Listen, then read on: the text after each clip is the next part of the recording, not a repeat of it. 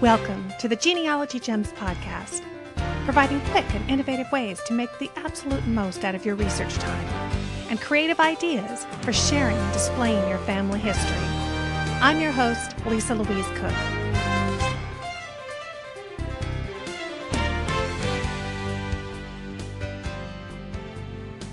Hello, and welcome to episode 51 of the Genealogy Gems podcast. I am back from the FGS 2008 conference in Philadelphia and so excited about all the great interviews I have to share with you. I blogged a little bit about my trip on September 16th, 2008 at the Genealogy Gems news blog. You'll see that I brought along my wonderful 20-year-old daughter, Lacey, with me as my production assistant.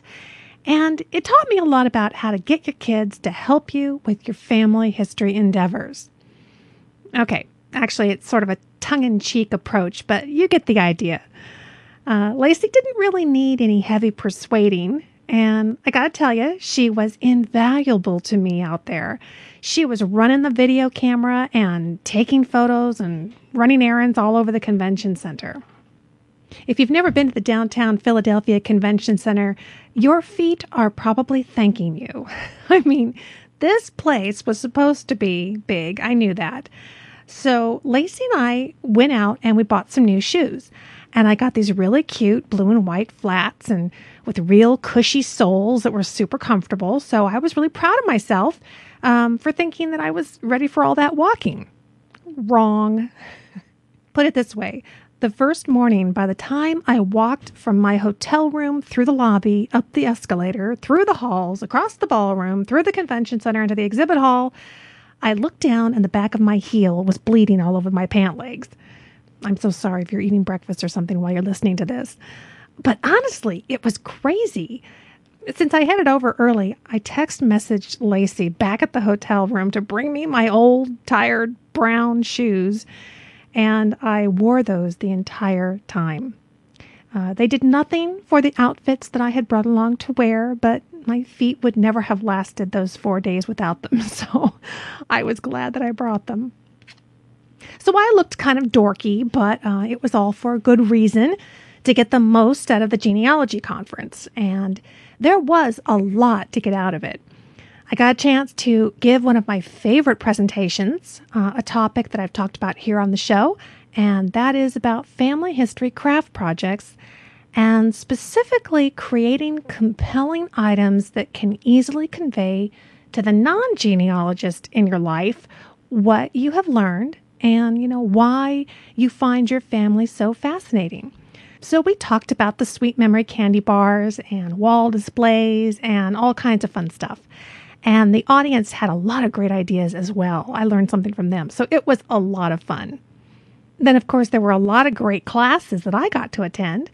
And best of all, I got the chance to sit down and interview many of those speakers for the podcast. So even if you also went to FGS, you're going to hear lots of goodies and new information that you didn't get to hear from them when they presented their classes. Plus, you'll get a chance just to get to know them better. So in the next several weeks, we'll have my interview with Dr. Chris Watts, who is such a nice guy, and he's brilliant when it comes to British research. We talk specifically about British apprenticeship records, which are really a unique set of records, and they represent a very interesting time in British history. And you'll be hearing from Kurt Witcher from the Allen County Public Library Genealogy Center. He and I parked ourselves in a corner after class and chatted about how to use the census beyond the population schedules. And he revealed so many other enumerations that are available that we just don't usually think about or don't even know about. So you're going to love that. And you'll be hearing from Jim Beidler of FGS, Fergal O'Donnell of Ireland Roots. Boy, do they have a cool new website for those of us researching our Irish roots.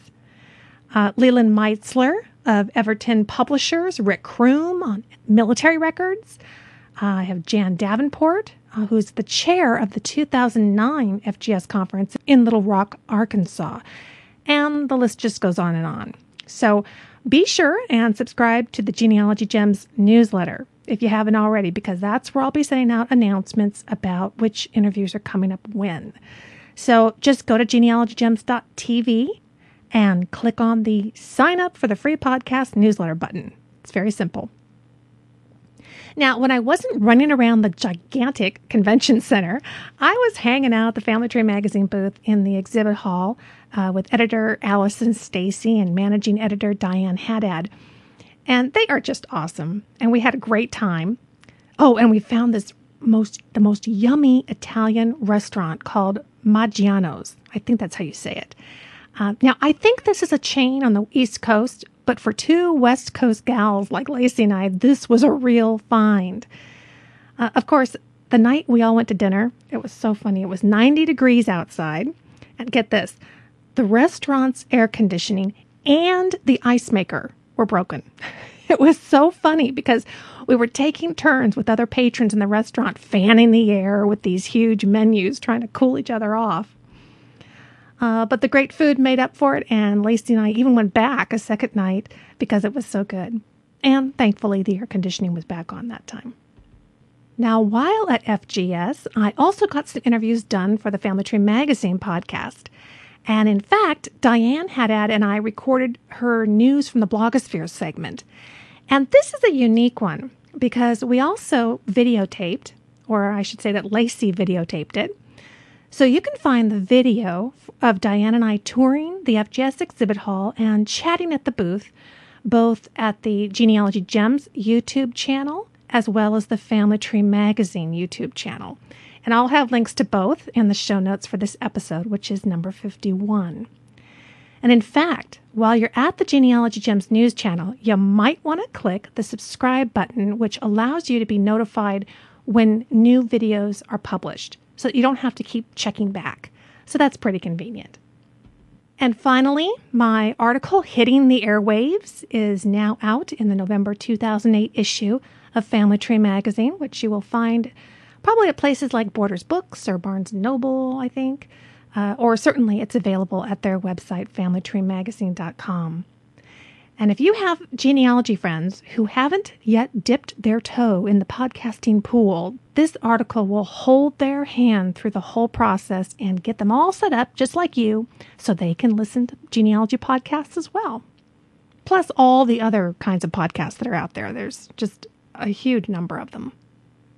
So now that I've talked up these interviews that I conducted at FGS, I guess I better deliver one to you.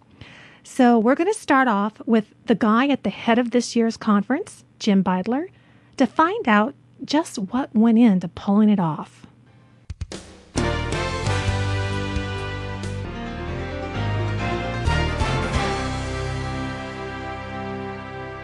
I'm here with Jim Beidler.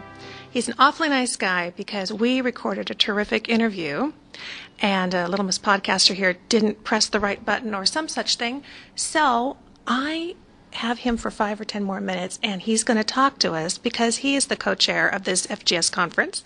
And it has been, well, it's my first time here, so it's just been a terrific experience. There's so many classes. Welcome to the show. Thank you, Lisa. It's been nice meeting you. I know that there are many people who are researchers online, they're listening to podcasts, they're doing other things, and they maybe haven't been to a conference in person. We're here in Philadelphia. There's so much going on. Tell us a little bit about what's been happening and how many classes are running, what goes on with the exhibit hall, what's the experience they're going to get when they come to a conference like this. Well, I guess in a word, multifaceted. Yes. Probably what most people come for are the classes.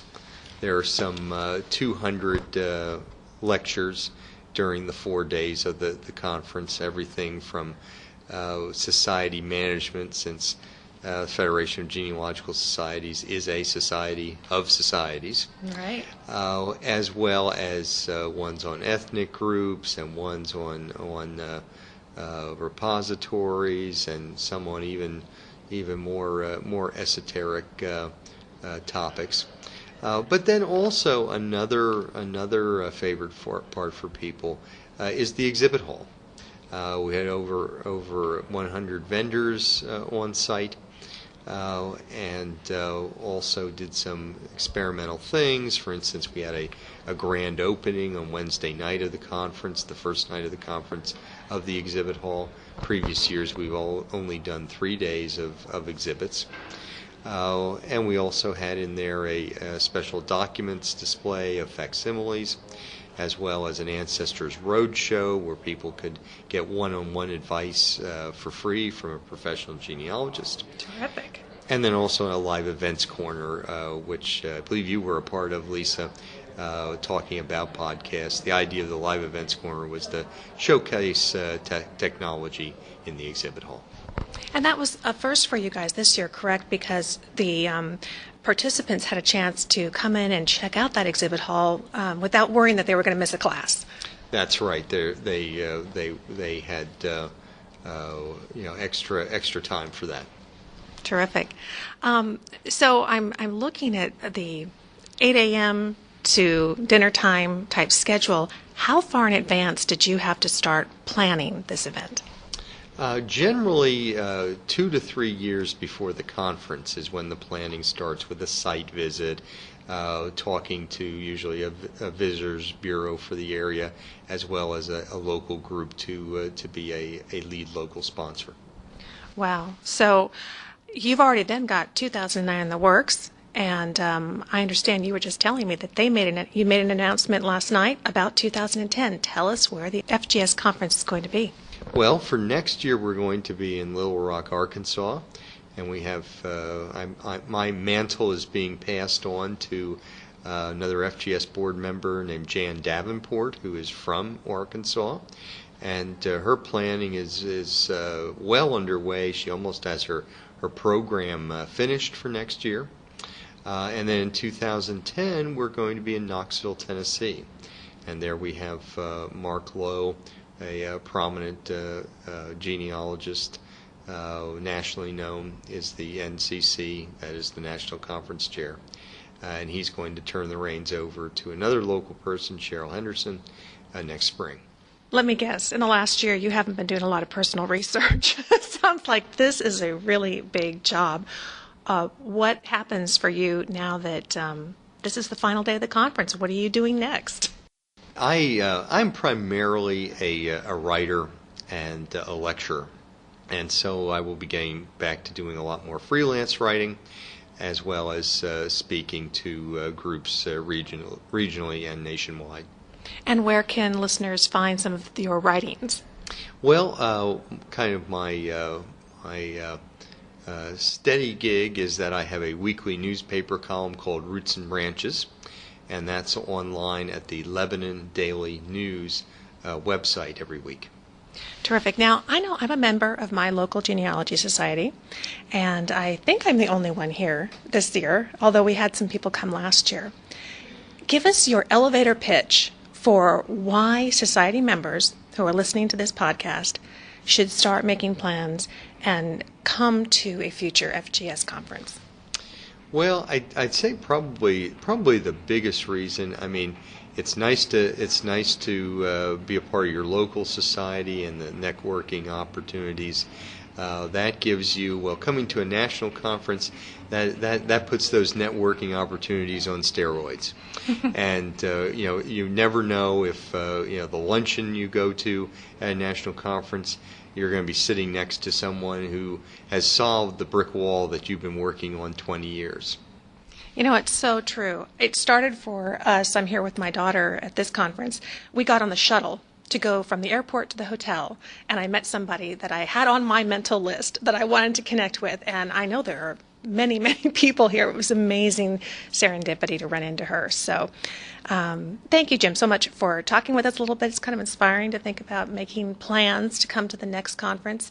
So 2009 is going to be in Little Rock, Arkansas, which is great for me. I have Arkansas relatives, and this is my double reason to go. And then in 2010, you're talking about Knoxville. Is that right? That's right. Terrific. Thanks again. You're welcome, Lisa.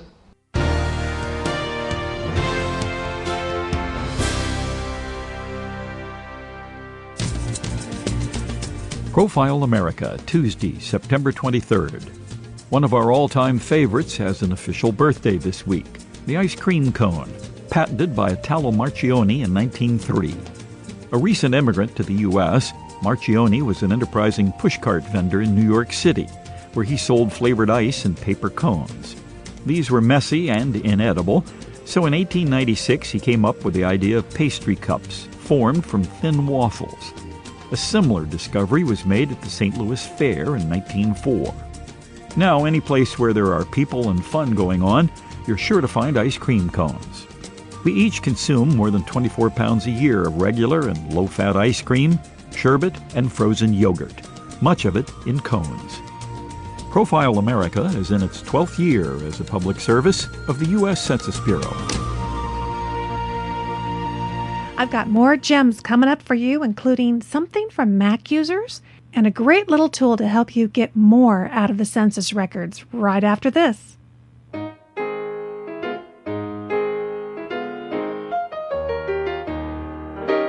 Looking for a way to get even more genealogy gems that will power boost your research, inspire your creativity, and give you the motivation you need to tackle that brick wall? Become a Genealogy Gems premium member and start reaping the benefits right away. And by entering the coupon code SAVE20, you can get 20% off the annual membership. If you enjoy the Genealogy Gems podcast, then you're going to love being a Genealogy Gems premium member. But don't just take my word for it. Here's what your fellow Genealogy Gems podcast listeners have to say. Thanks again for everything that you do and for bringing things into a new perspective. I'm calling because I wanted to tell you how much I enjoyed episode number 4. Thanks. Thank you, Lisa. I learned so much from your podcast and look forward to each new episode. To become a premium member and start reaping the benefits right away, go to www.genealogygems.tv and click the Join Today button. Be sure and type in the special coupon code SAVE20 and you'll get 20% off the annual membership. Don't drive through your research with the handbrake on. Go full throttle by being a Genealogy Gems premium member.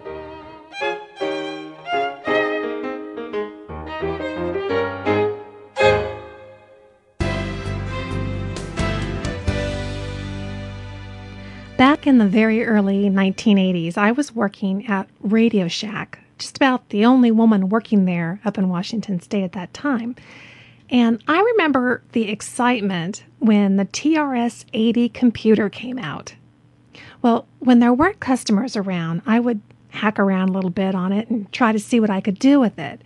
And I guess I've been pretty much hacking around on computers ever since. But I've always been on the PC platform, so I am pretty much out of the loop when it comes to using a Macintosh. And that's where Genealogy Gems premium member Ben Sayer comes in. Now, we've got a lot in common. Ben is a family historian and self-professed longtime computer geek. He got a taste for genealogy as a boy when his family visited his uncle, the family historian. And after dabbling periodically throughout the years, he was irreversibly drawn into genealogy after his children were born and his uncle died. Well, Ben started with personal computers back in the good old days like I did, and he now manages a software quality assurance team. But best of all, Ben is a specialist in the Mac, and he started up a great new blog called MacGenealogist, which you can find at MacGenealogist.com. It's a website for genealogists and family historians who work on Apple's Macintosh computers. Well, Ben provides videos and written tutorials, tips, news, and reviews that help Mac users accomplish their research goals more quickly. So I've invited Ben to share some MacMinutes with us here on the Genealogy Gems podcast because I know that there are many of you listening who do work on the Mac, and we want everybody to be successful in their research, not just PC users. And if you are a PC user and you've been dabbling with the idea of maybe possibly migrating over to the Macintosh, Ben's ideas and information may come in very handy. So the logical place to start is with our genealogy database program for the Mac. And Ben has tried them all. In today's MacGenealogist Minute with Ben Sayer, Ben's going to review Reunion 9, the leading Mac genealogy application. Hi, I'm Ben Sayer of MacGenealogist.com. I recently evaluated Reunion 9, their traditional, mature, feature-rich, and pricey Macintosh genealogy application against which all others are measured. Lester Productions' Reunion is the leading genealogy data management software for Macintosh. With it, one can store, update, explore, and report on family history data. The data can consist of names, events, facts, sources, notes, and links to multimedia files. Interacting with family data is modeled after a stack of cards called a family cards, on which information regarding a family unit is presented. Family cards are linked to other family cards, making navigation feel natural. An extensive selection of charts and reports can be customized, viewed on screen, and printed.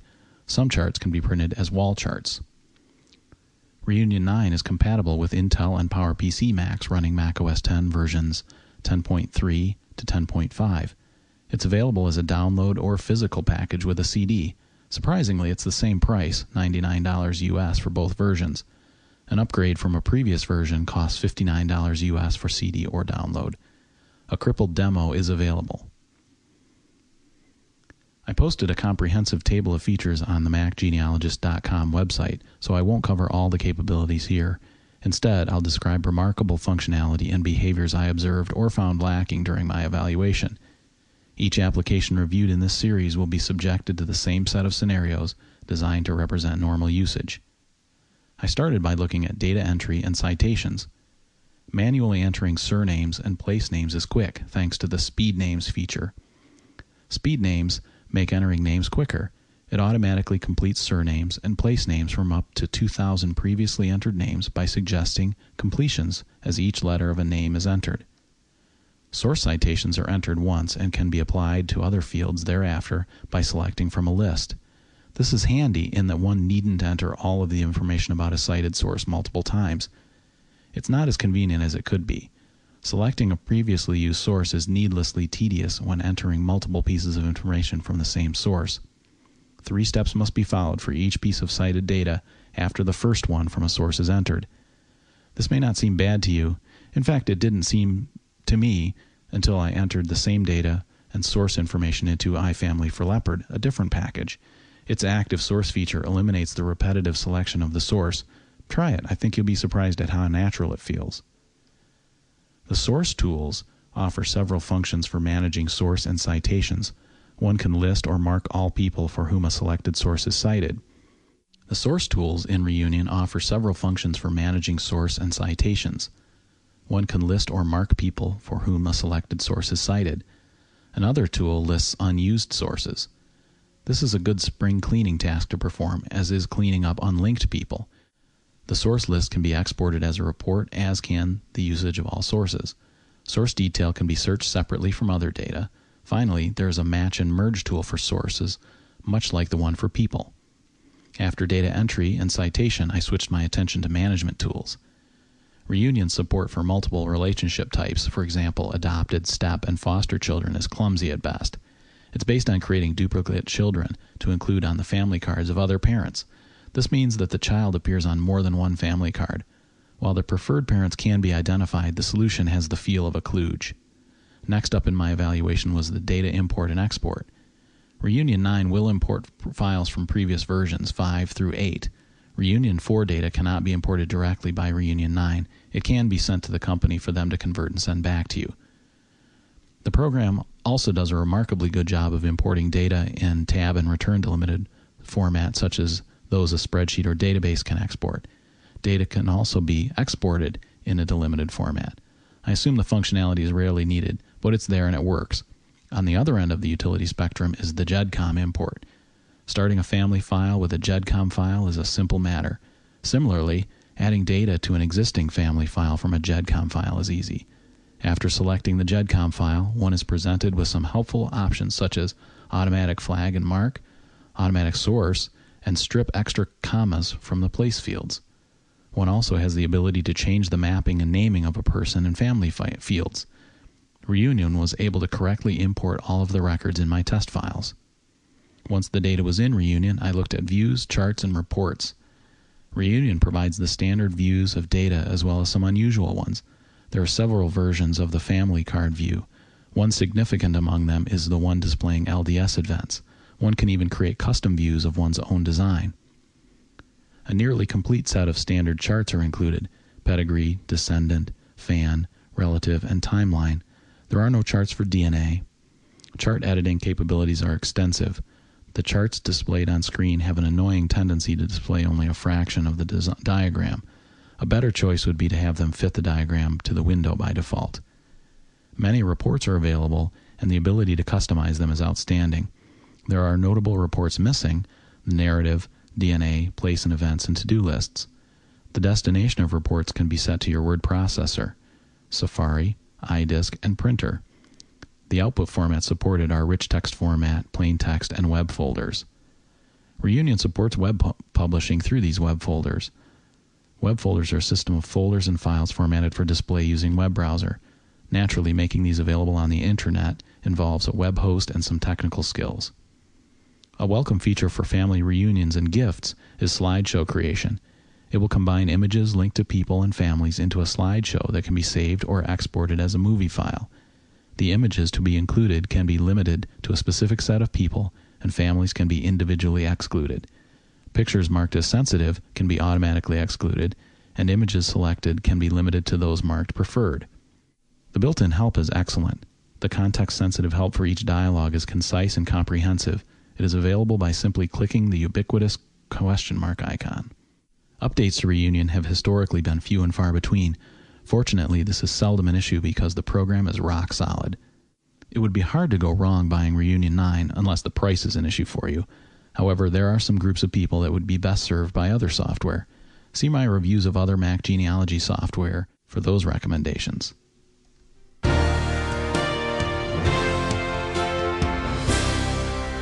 You know, recently in the Premium Message Forum, I asked members what some of their favorite genealogy sayings were.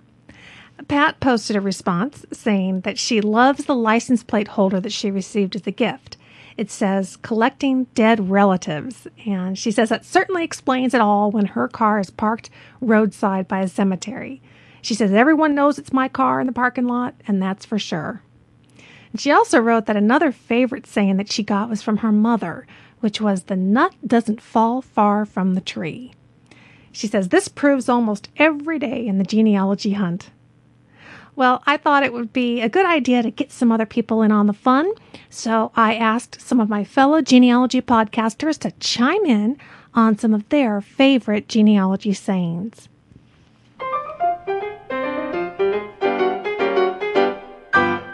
This is Drew Smith, co-host of the Genealogy Guys podcast. My favorite family history saying? That would probably have to be something like, if you steal from one person, it's plagiarism, but if you steal from lots of people, it's research. This is Bill Puller from the Genealogy Tech podcast. My favorite family history saying is, "Act as if what you do makes a difference. It does." That quote is by William James.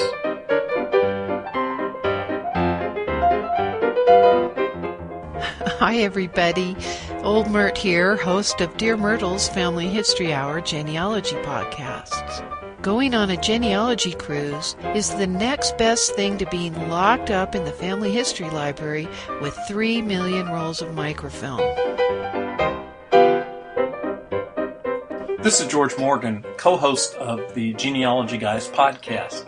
Our family's coat of arms is white, it's made of canvas, and it ties in the back.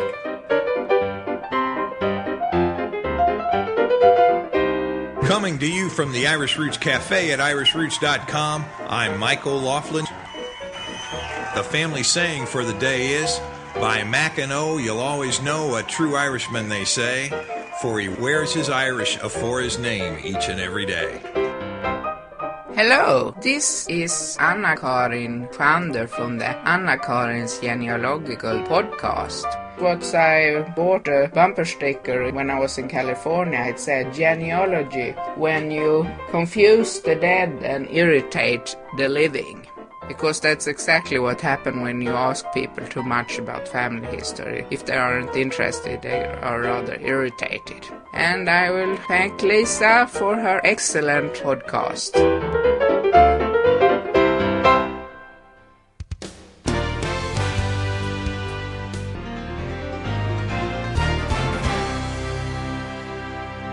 Here's a great little gem for you.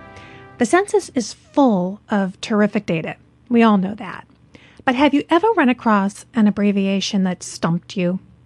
Without a key to its meaning, you could really miss out on valuable information. Well, here's a quick way to unlock the mystery. It's the Census Abbreviations page at the Ancestors Search website. Go to the show notes and you will find a link that will take you straight there. It's at searchforancestors.com/records/censusabbreviations.html. Now you know why I put a link in the show notes. This page offers a quick and easy way to figure out what is meant by abbreviations like H.SI, that means half-sister, or AP, which is apprentice. While the list doesn't cover all the possibilities, it can probably offer you a very quick answer to most of your abbreviation questions.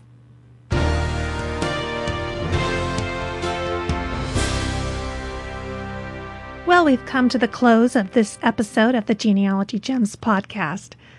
I'd love to hear from you, so email me your questions, comments, whatever is on your mind at genealogygemspodcast@gmail.com.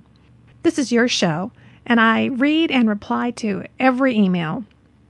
And help me stay in touch with you by signing up today for the free Genealogy Gems newsletter. You can do that really easily by going to the website at genealogygems.tv and clicking the sign up button. Your email is safe with me. I never share it with anybody. And by signing up, you'll get the inside scoop on what's going on in the world of genealogy and what's coming up on the show. As always, thanks for listening, friend. I'll talk to you soon.